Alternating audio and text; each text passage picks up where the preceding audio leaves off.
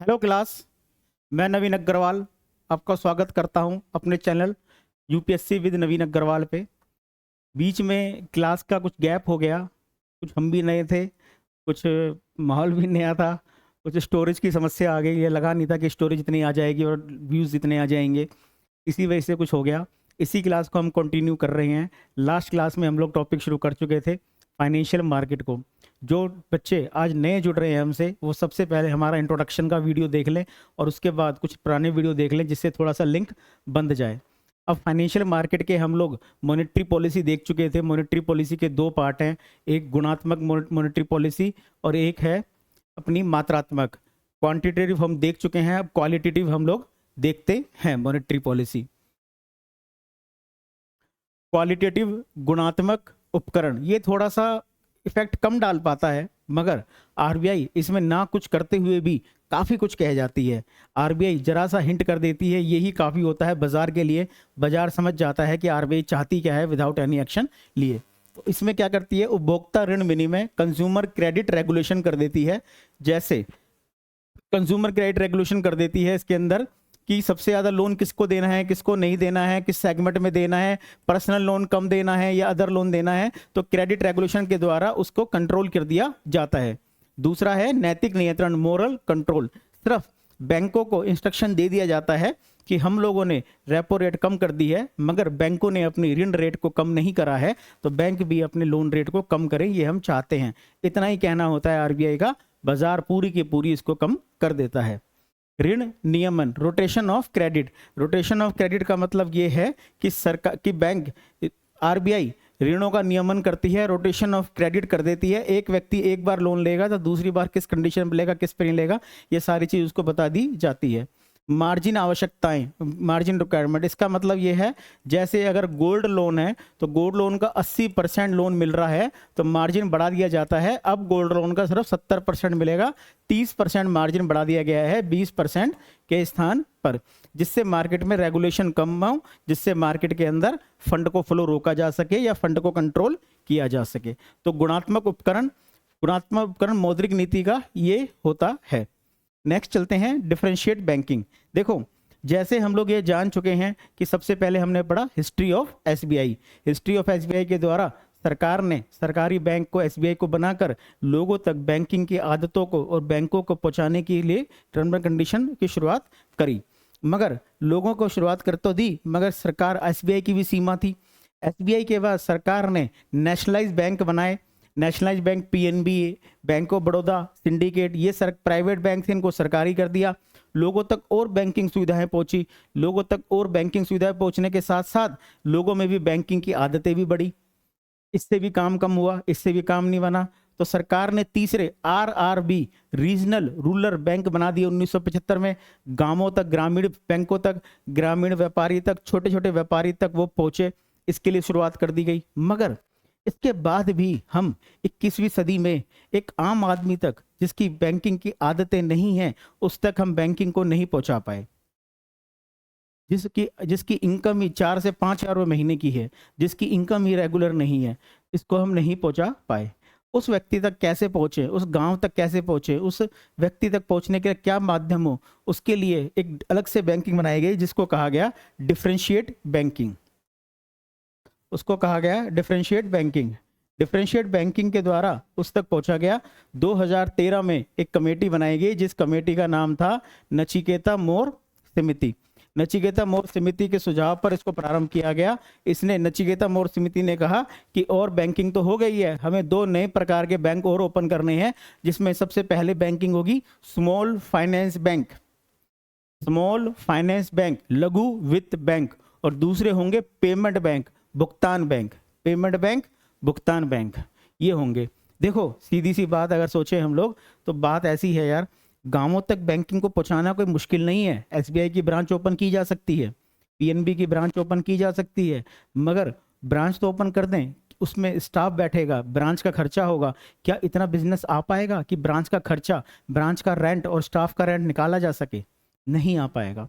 इसीलिए सोचा गया गांवों में पनवाड़ी होगा, गांवों में कोई किराने वाला होगा, गांवों में कोई शॉपकीपर होगा, गांवों में कोई पोस्टमैन होगा, गांवों में कोई सरकारी अधिकारी होगा। अगर इसी को हम इंडिविजुअल बैंक का दर्जा दे दें, भुगतान बैंक का भुगतान बैंक बना दे, इसी को एज ए ब्रांच को कर दे, तो हमारा सब एक्सपेंडिचर कम हो जाएगा और लोगों तक बैंकिंग पहुंच भी जाएगी। इसीलिए उसने स्मॉल फाइनेंस बैंक और पेमेंट बैंक सौंपे। और ये बैंक हैं क्या, ये देखते हैं। देखो, स्मॉल फाइनेंस बैंक और पेमेंट बैंक में दो फर्क है। स्मॉल फाइनेंस बैंक सभी प्रकार की जमाएं स्वीकार करता है। सभी प्रकार की जमाएं का मतलब सेविंग अकाउंट भी स्वीकार करता है, करंट अकाउंट भी स्वीकार करता है, फिक्स डिपॉजिट भी स्वीकार करता है, रिकरिंग डिपॉजिट भी स्वीकार करता है। सभी प्रकार की जमाएं स्मॉल फाइनेंस बैंक जमा करता है। मगर पेमेंट बैंक क्या करता है, केवल बचत और चालू जमा ही स्वीकार करता है। यह एफडी और आरडी दोनों ही स्वीकार नहीं करता है। तीसरा, यह क्रेडिट कार्ड और डेबिट कार्ड दोनों ही जारी कर सकता है स्मॉल फाइनेंस बैंक, और क्रेडिट और डेबिट कार्ड दोनों ही कार्ड जारी नहीं कर सकता है वो है पेमेंट बैंक। जैसे मैंने बताया, पेमेंट बैंक का कंसेप्ट ये सोचा गया था, गांव में कोई पनवाड़ी है, किराने वाला है, इसी को बना दिया जाए, जैसे एयरटेल पेमेंट बैंक या पेटीएम पेमेंट बैंक। यहाँ जमाओं की कोई सीमा नहीं है, यहाँ जमाओं की कोई सीमा नहीं है, कितनी भी जमा है। मगर यहाँ पे जमाओं की सीमा है, पेमेंट बैंक में मैक्सिमम 2 लाख रुपए की जमा ही स्वीकार की जा सकती है। ये स्मॉल फाइनेंस बैंक ऋण दे सकते हैं और ये post payment bank payment bank ऋण नहीं दे सकते हैं। ये है दोनों की सुविधाएं। कुछ डाटा नोट कीजिएगा। देखो, बैंकिंग सेक्टर में एक बदलाव आ रहा है। बैंकिंग सेक्टर के अंदर एक बदलाव ये आ रहा है, जो पेमेंट बैंक हैं, इन पेमेंट बैंकों ने डिमांड करी है, पेमेंट बैंक चल नहीं पाए, लोगों का विश्वास हो नहीं पाया, क्योंकि लोगों को वही आदत है कि बैंक की एक बिल्डिंग होगी, एक बोर्ड होगा। किराने वाला कैसे एक बैंक बन सकता है?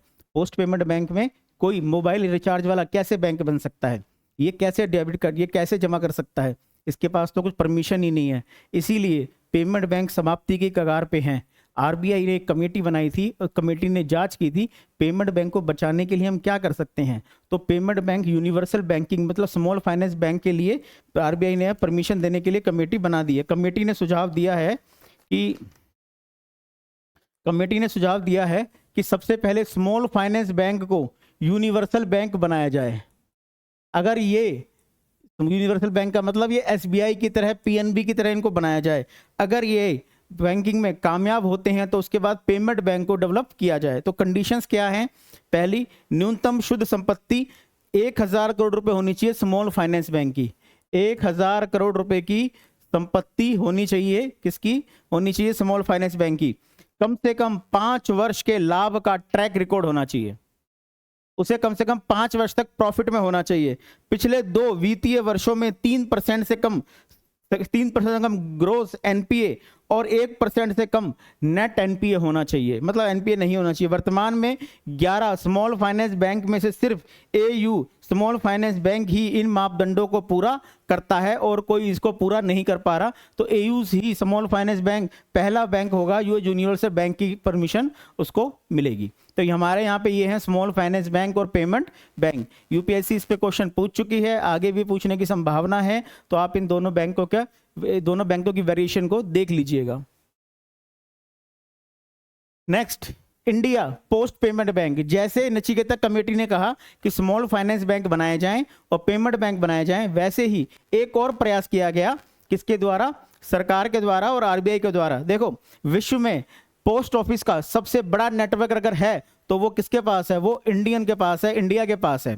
करीब 2,82,000 के आसपास हमारे पास पोस्ट ऑफिस है गांव में। अगर इन गांव वाले पोस्ट ऑफिस को ही हम बना दें क्या बैंक, तो हमारे पास एक्सपेंडिचर कुछ होगा नहीं नया, पुरानी बिल्डिंग में काम चल जाएगा। वो पुराना स्टाफ जो मनी ऑर्डर और वो आरडी अकाउंट ऑपरेट करता है, फिक्स डिपॉजिट ऑपरेट करता है, वो ही अब सेविंग अकाउंट भी ओपन कर लेगा।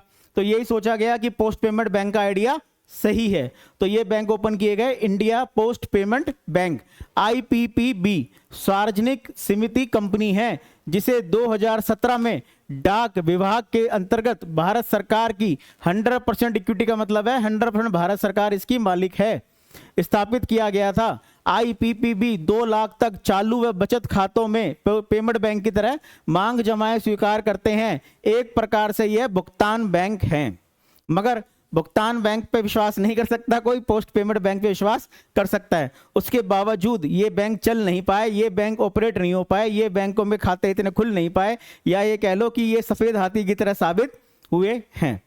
नेक्स्ट एक टर्मोलॉजी है, उस टर्मोलॉजी को देखते हैं, बेस रेट। बेस रेट देखते हैं, फिर मैं आपको एक सिस्टम बताता हूं। बेस रेट को दीपक मोहंती समिति की सिफारिश पर आरबीआई द्वारा लागू किया गया था, जिससे बैंकों के बीच स्वस्थ प्रतियोगिता को बढ़ाया जा सके। बेस रेट व्यवस्था के तहत बैंक इसके नीचे बीपीएलआर को नहीं ले जा सकते हैं। बेस रेट बैंकों की एवरेज कॉस्ट ऑफ फंड को देखकर किया जाता है। बीपीएलआर के बाद 2010 से 2016 तक बेस रेट प्रणाली कार्य कर रही है। देखो सीधी सी बात है, सरकार में एक प्रॉब्लम ये है कि आज की डेट में कंपटीशन बढ़ चुका है। आज की डेट में अगर रिलायंस को, अडानी को या किसी बड़ी कंपनी को एक लोन चाहिए तो वो लोन का एक कंसोर्टियम बनाता है, लोन के लिए एक टेंडर निकालता है और बैंकों से पूछता है कि मुझे 4,000 करोड़ 5,000 करोड़ का लोन चाहिए, तो इस लोन के लिए कौन सा बैंक मुझे किस रेट पे दे सकता है। तो बैंकों के बीच में उस लोन को देने के लिए, क्योंकि लोन से ही बिजनेस आता है, एक कंपटीशन होता है। ये कंपटीशन स्वस्थ भी हो सकता है और अस्वस्थ भी हो सकता है। कैसे हो सकता है? हो सकता है कंपनी ने किसी बैंक मैनेजर को, किसी बैंक के एम्प्लॉयज़ को ब्राइब दी हो, रिश्वत दी हो, और उसने अगर 0.01% भी अगर इंटरेस्ट रेट कम कर दिया होगा उस ब्राइब के बदले, तो कंपनी के वारे न्यारे हो जाएंगे। एक गलत आदत है। तो ये इस लोन में एक ट्रांसपेरेंसी होनी चाहिए कि कम से कम ये इंटरेस्ट रेट होगा हमारा, और वो average fund of cost of fund को देखते हुए हर बैंक ने ये निर्धारित कर रखा है। तो सबसे पहले ये फंड क्या होगा, इसके लिए व्यवस्था एक चल रही थी। वो व्यवस्था क्या थी? 2003 से 2010 तक एक व्यवस्था चल रही थी जिसे कहते थे, अभी पढ़ेंगे हम, BPLR, benchmark prime landing rate. मतलब जो भी ये रेट ये निर्धारित करेंगे बैंक और आरबीआई को बताएंगे, इससे नीचे लोन नहीं दिया जा सकता। मगर इस व्यवस्था में कॉस्ट ऑफ फंडिंग जो है वो थोड़ी छुपी हुई थी, फिर भी क्लियरेंस नहीं थी। तो इसीलिए एक नया प्रयास किया गया आरबीआई के द्वारा, जो चला है 2010 से 2016 तक, और इसको बोलते हैं बेस रेट। Base rate. मगर इस बेस रेट में भी कॉस्टिंग ऑफ फंड में ट्रांसपेरेंसी इतनी नहीं थी, इसीलिए इसमें भी सुधार किया गया। पढ़ेंगे इसको हम आगे। और 2016 से टिल डेट आज तक जो चल रहा है वो क्या चल रहा है? उसमें चल रहा है MCLR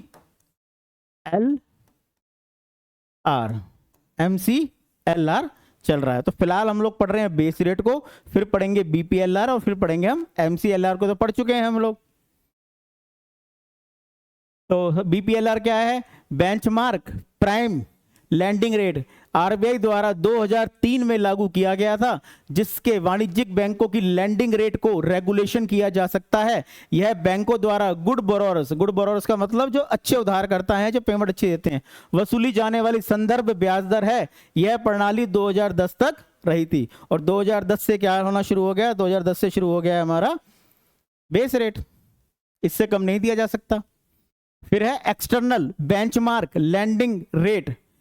ये सबसे यूनिक चीज है, इस पे थोड़ा ध्यान देना है। आरबीआई के द्वारा 2019 में जनक राज समिति 2019 में जनक राज समिति के सुझाव पर ऑटोमोबाइल, हाउसिंग, पर्सनल लोन आदि के जुड़े फ्लोटिंग रेट लोन को एक एक्सटर्नल बेंचमार्क रेट से जोड़ने के लिए अनिवार्य कर दिया था। सबसे पहले इसको यहां समझते हैं। देखो कई बार कुछ सेक्टर ऐसे होते हैं जो सेक्टर चलते ही बैंक, जो सेक्टर चलते ही लोन पे हैं, जैसे ऑटोमोबाइल सेक्टर है, हाउसिंग लोन का सेक्टर है, और इन लोन में काफ़ी लंबा अरसा होता है। कई बार ये सेक्टर डंप कर जाते हैं। ये सेक्टर रोजगार देने वाले भी हैं, इसीलिए आरबीआई इन सेक्टर को डेवलप करने के लिए क्या करती है? एक प्रयास करती है। और इन सेक्टर को डेवलप करने का जो प्रयास है वो जो करती है, वो प्रयास को करने के लिए स्पेशल बनाया गया था एक्सटर्नल बेंचमार्क लैंडिंग रेट। ये बात पहले क्लियर हो गई। जो स्पेशल कैटेगरीज के जो सेक्टर हैं उनको डेवलप करने के लिए, उनको आगे बढ़ाने के लिए। दूसरा इसमें एक शब्द हो रहा है फ्लोटिंग रेट लोन। देखो आरबीआई के द्वारा, सॉरी, बैंकिंग सेक्टर में जो लोन दिया जाता है उसमें जो इंटरेस्ट रेट होता है वो दो पैरामीटर्स पे होता है। फर्स्ट पैरामीटर होता है फिक्स्ड फिक्स्ड फिक्स रेट।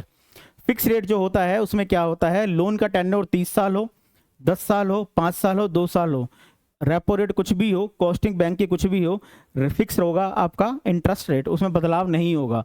दूसरा होता है फ्लोटिंग रेट। फ्लोटिंग रेट का मतलब जैसे रेपो रेट बढ़ेगी तो रेपो रेट का आपका लोन का इंटरेस्ट रेट बढ़ जाएगा, जैसे कम होगी तो इंटरेस्ट रेट कम हो जाएगा। ये सिस्टम चलता है। तो जो फ्लोटिंग रेट है, फ्लोटिंग रेट को कैसे बनाया जाए, फ्लोटिंग रेट को कैसे मेंटेन किया जाए, फ्लोटिंग रेट को निर्धारित कैसे किया जाए जिससे ट्रांसपेरेंसी आ सके और कस्टमर भी सेटिस्फाई हो जाए और आरबीआई भी सेटिस्फाई हो जाए, तो इसके लिए कहा गया है आरबीआई के द्वारा 2019 में जनक राज समिति के सुझाव पर ऑटोमोबाइल, हाउसिंग, पर्सनल लोन आदि से जुड़े फ्लोटिंग रेट लोन को एक एक्सटर्नल बेंचमार्क रेट से जोड़ने के लिए अनिवार्य कर दिया है जिससे ट्रांसपेरेंसी आए। इसके बाद क्या है, बैंक 4 एक्सटर्नल बेंचमार्क रेट से किसी को भी चुन सकते हैं। इसके तहत ब्याज दर प्रत्येक 3 महीने में पुनः निर्धारित की जाएगी। क्यों? क्योंकि वो क्या है, वो फ्लोटिंग रेट है और ट्रांसपेरेंसी रहे, कस्टमर सेटिस्फाई रहे, चेक कर सके कि हमारा रेट किस पे है। तो या तो रेपो रेट के थ्रू रख लो float, external benchmark lending rate, या 2 महीने का ट्रेजरी बिल रख लो, क्या इसका प्रॉफिट क्या होता है, 6 महीने का रख लो, या financial benchmark India private limited द्वारा जारी किया गया एक बेंचमार्क रख लो। मतलब इन चारों में से आप किसी के आधार पे भी रख लो अपना फ्लोटिंग इंटरेस्ट रेट हर 3 महीने में। इसको कहा जाएगा external benchmark lending rate.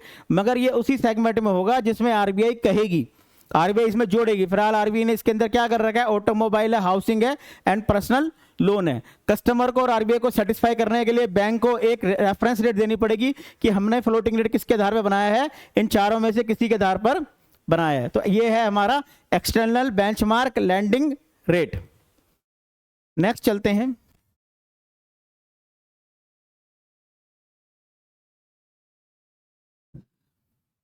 Yield rate.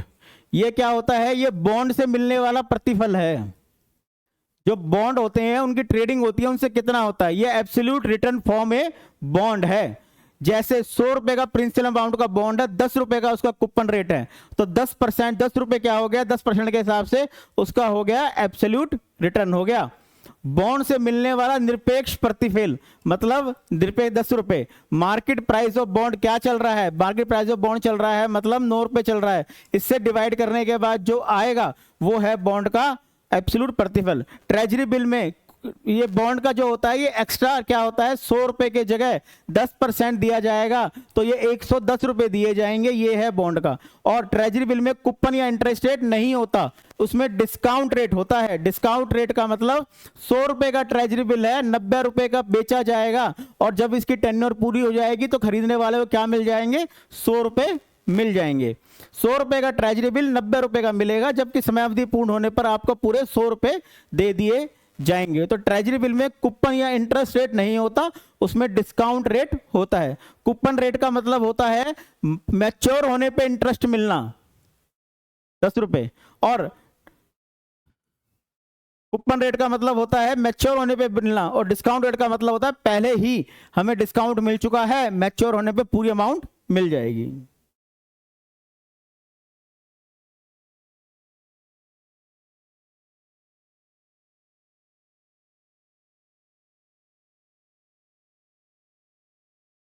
Next है कैपिटल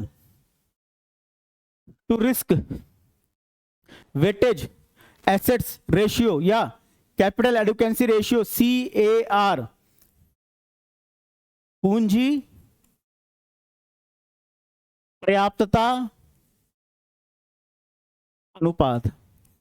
देखो एक चीज समझो, जो चीज समझने की है, देखो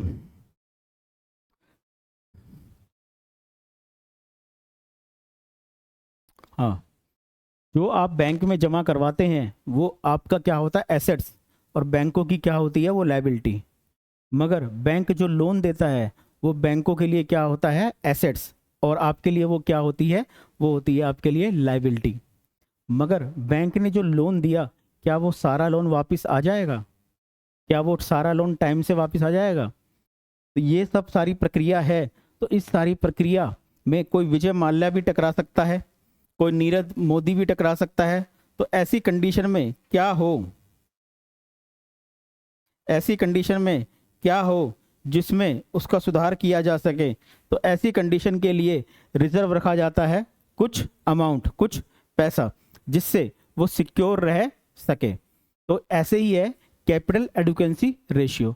कुछ लोन का, कुछ राशि का परसेंटेज बैंक सिक्योरिटी के रूप में अपने पास जमा करके रखते हैं, जिससे अगर कोई ऐसी कंडीशन होती है, कोई विजय माल्या टकरा जाता है, तो पूंजी को कवर किया जा सके। तो ये देखते हैं क्या है, यह कुल जोखिम भारित परिसंपत्तियों का एक न्यूनतम अनुपात है जो बैंकों को कोर कैपिटल के रूप में हमेशा मेंटेन करना पड़ता है, ताकि बैंक अपनी लायबिलिटीज को चुका सके।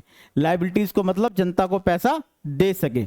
रिस्क वेटेज एसेट्स मुख्य रूप से बैंक द्वारा दिए गए ऋण होते हैं, जिनके वापस आने में हमेशा जोखिम रहता है। तो रिस्क क्या है? रिस्क है, रिस्क वेटेज ऐसे मुख्य रूप से जोखिम है, रिस्क है।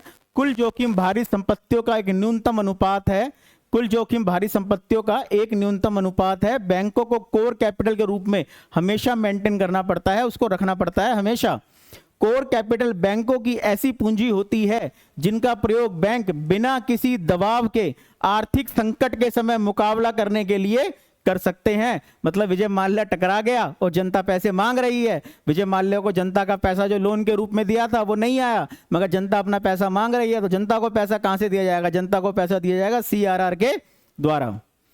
बेसल 3 मानकों के अनुसार, बेसल 3 स्विट्जरलैंड का एक शहर है, उसने कुछ नियम बनाए थे कि बैंकिंग में ये नियम लागू होने चाहिए, यूनिवर्सल तौर पे हर देश को अपनाने चाहिए, सदस्य देशों को, जिससे बैंकिंग सेक्टर सिक्योर रहे। मगर हमारा RBI उससे भी आगे निकला था। देखते हैं, मानकों के अनुसार CRAR का न्यूनतम स्तर 8% होना चाहिए, परंतु भारत में इसे 9% रखा गया है, 1% ऊपर।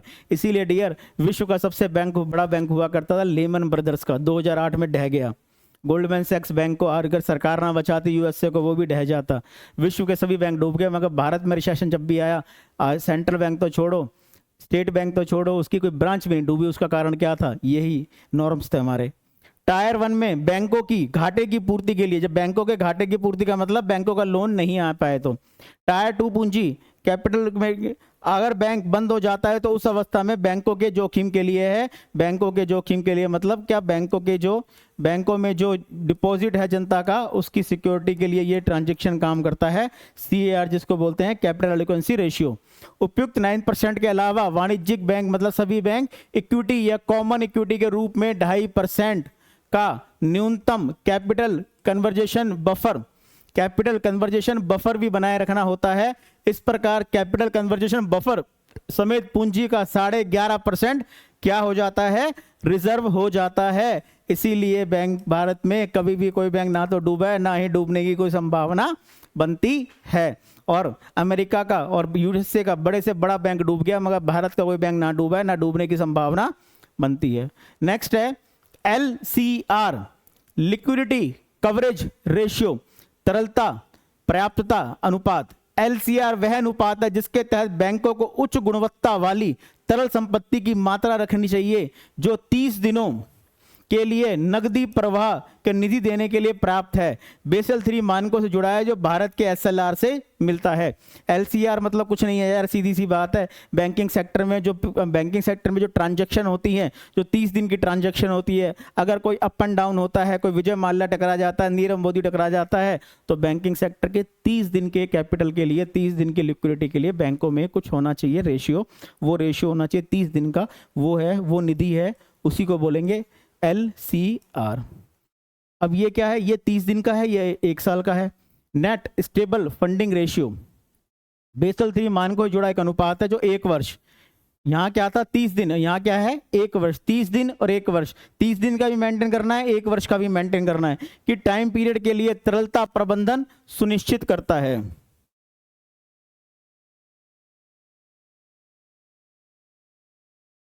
तरलता प्रबंधन सुनिश्चित करता है। ये रिस्क वेटेज में है, पहला रिस्क वेटेज था, फिर LCR था, फिर NSFR है। ये 30 दिन के लिए है, ये 1 साल के लिए है। नेक्स्ट, ये काम का नहीं है आपके। सोशल बैंकिंग, देखो सोशल बैंकिंग, सामाजिक बैंकिंग। सामाजिक बैंकिंग क्या होती है आपको मैं पहले ही बता चुका हूं। इकोनॉमिक्स एक ऐसा सब्जेक्ट है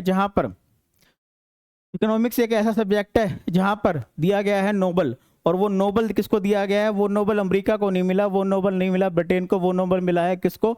लीस्ट डेवलपिंग कंट्रीज, बांग्लादेश है। बांग्लादेश में एक बैंकर हैं मोहम्मद यूसुफ खान, उनको मिला है ये नोबल। और उन्होंने करा क्या है? उन्होंने इसी सोशल बैंकिंग को बढ़ाया। एक रिक्शे वाला, एक पनवाड़ी, एक भिखारी भी, एक वो व्यक्ति जो छोटे छोटा काम करता है, पंचर लगाता है, वहाँ तक बैंकिंग को पहुँचाना बहुत मुश्किल काम है। और इन्होंने इस वहाँ तक पहुँचने के लिए, बैंकिंग सिस्टम को डेवलप करने के लिए, उन लोगों को लोन देने के लिए एक सिस्टम खड़ा करा जिसको कहा जाता है माइक्रो फाइनेंस इंस्टीट्यूशंस। भारत ने भी उसी सिस्टम को अपनाया। देखते हैं सोशल बैंकिंग में वो क्या है। माइक्रो फाइनेंस इंस्टीट्यूशंस सूक्ष्म वित्त संस्थान 2010 में मालेगांव समिति की सलाह पर एमएफआई की स्थापना आरबीआई के आदेशानुसार की गई थी। एमएफआई वित्तीय समावेशन के लिए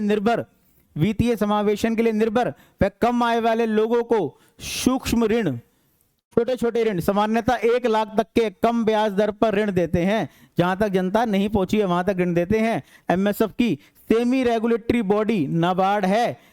एमएसएफ निम्न 4 श्रेणियों में 4 सेवाएं प्रदान करता है। फर्स्ट, क्रेडिट, ऋण देता है उन्हें। Second, pension and insurance schemes बेचता है। रेमिटेंस ऑफ फंड्स, कुल मिला के देहाती भाषा में कहे तो ये मनी ऑर्डर की व्यवस्था है। कलेक्शन ऑफ सेविंग्स, उनकी सेविंग्स को जमा करता है।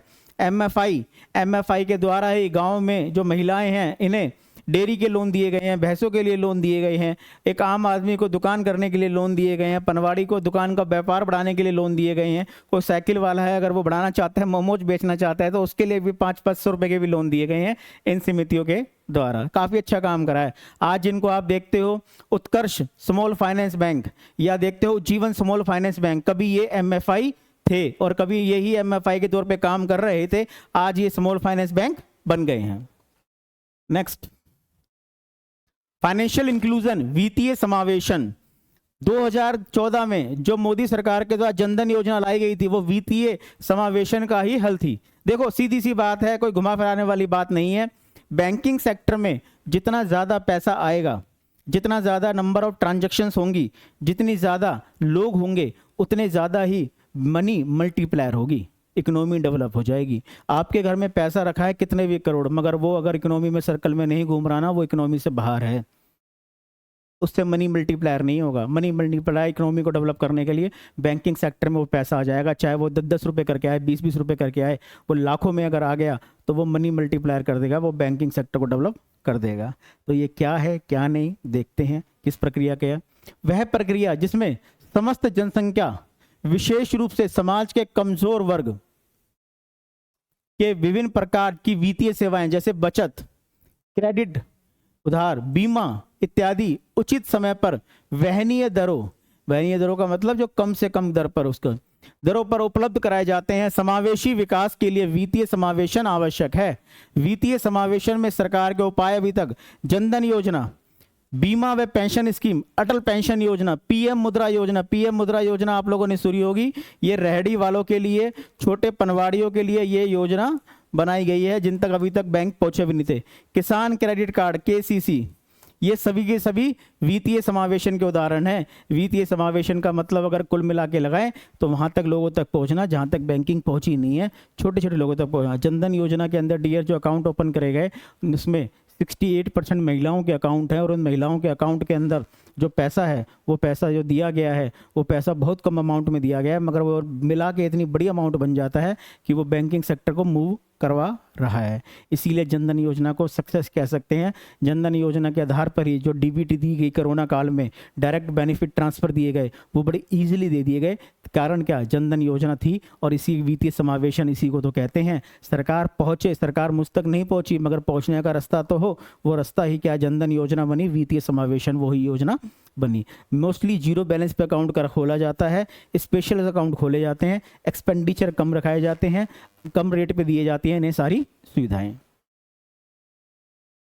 Next, other organisations related to banking sector.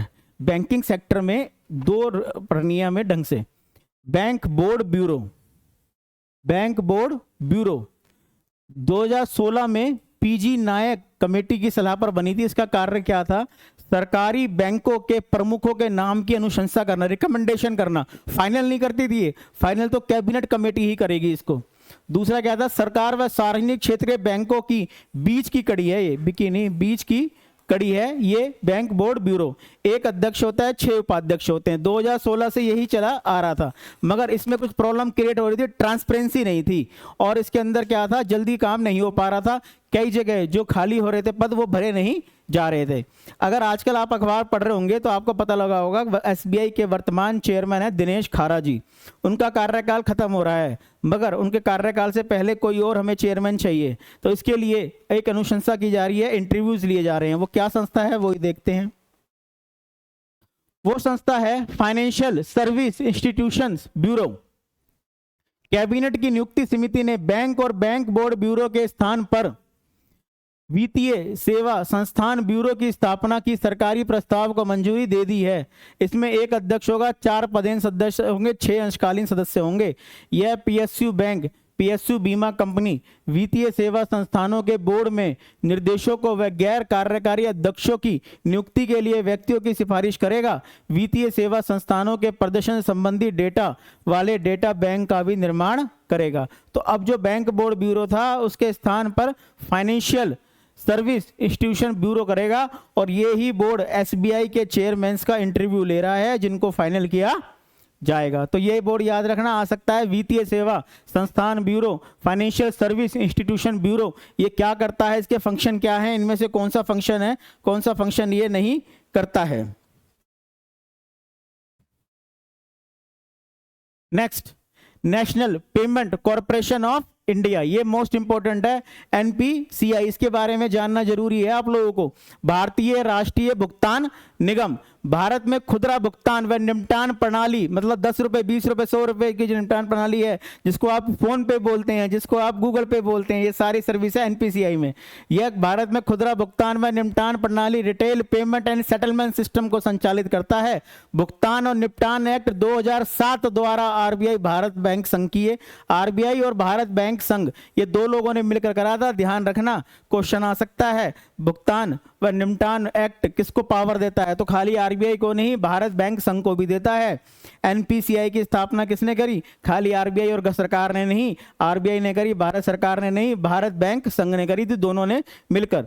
2008 में नोट फॉर प्रॉफिट कंपनी, एक प्रॉफिट कंपनी के तौर पर नहीं, मुंबई में निगमित है। एनपीसीआई ने ही यूपीआई, यूनिफाइड पेमेंट इंटरफेस, जैसे फोन पे है, गूगल पे है, कहते हैं ना, किसी से भी बार कोड कर लो, क्यूआर का मतलब क्विक रिस्पॉन्स कोड। रुपए कार्ड, जैसे विदेशों में यह चलता है ना, पहले हमारे यहाँ चलता था मास्टर कार्ड, वीजा कार्ड, अब भारत का कार्ड चलता है, वो है रुपए कार्ड। ये दुबई में भी चलता है अभी ये। Bhim app, Bharat bill payment system, national automated clearing house को लॉन्च किया है। नेशनल ऑटोमेटिक क्लियरिंग हाउस ही पेमेंट को सेटलमेंट करता है। हम तो दिखा देते हैं, 10 रुपए देखो आपको दे दिए गए फोन पे में, और बैंक सामने वाले का है पेटीएम, फोन पे में ये सेटलमेंट जो करनी है, उसका अकाउंट पेटीएम में, अपना अकाउंट फोन पे में, अपने अकाउंट से उसके अकाउंट में ट्रांसफर करना है, यही सारा काम करता है national automated clearing house. Next, हुंडी। देखो, जैसे मैंने क्लास के इंट्रोडक्शन में शुरुआत में बताया था, आज जिसको बैंकिंग बोलते हैं ना, कभी उसको हमारे यहाँ मनी लेंडर, साहूकार बोला करते थे। साहूकार सिस्टम में ही ये हुआ करता थी, हुंडी सिस्टम, ये अब तो ये खत्म है। हुंडी जो है मध्ययुगीन,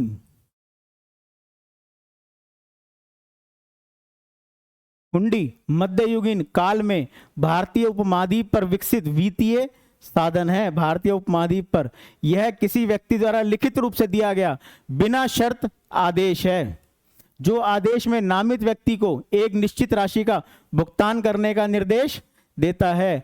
कुल मिला के जो आज चेक है ना, वो पुराने टाइम में वो थी हुंडी।